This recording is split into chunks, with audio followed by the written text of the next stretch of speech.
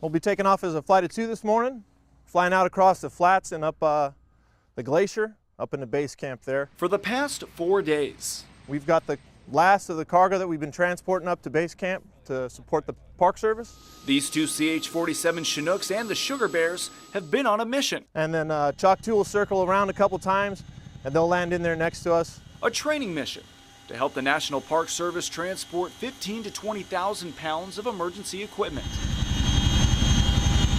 Taking off, heading towards base camp. An hour-long flight traversing the vertical peaks and winding glaciers that carve through the Alaska Range. You can't replicate this kind of training anywhere else in the world. So it's absolutely critical that we're here in Alaska taking advantage of this opportunity. Since the 1980s, U.S. Army Bravo Company 152 out of Fort Wainwright, better known as the Sugar Bears, has taken advantage of a unique training opportunity. Flying at altitudes, the aircraft performs a little bit differently. You get into limited power settings, and you also get into mountain wake turbulence, things like that just makes it a lot trickier flying. Once on the ground, if you can just make those a dense pile so they don't blow when we launch, that'll be good. It's time to get to work. Go ahead and throw one of those on.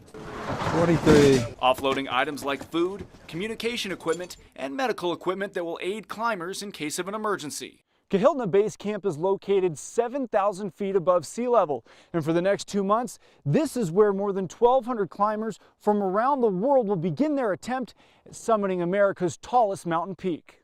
You can't see McKinley from right here, can you? You sure can. That's the tippy top right there, right there? 20,320 feet, right behind that hazy cloud. A dangerous trek that has claimed more than 100 lives since 1903. Crevasses are the initial danger, and as you get around and move up higher on the mountain, then it's a little bit more of the hazards from falling and other rock fall. After an hour on the ground. Thank you guys. That made for light work, all your hands.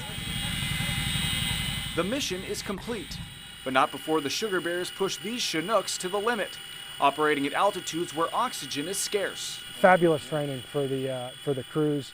You know, it takes an experienced pilot. I've got some phenomenal instructor pilots that are training new instructor pilots. Circling Denali one more time, leaving North America's highest mountain behind, and in the hands of the men and women who will try to reach the top. From Kahiltna Base Camp, Blake Essig, Channel 2 News.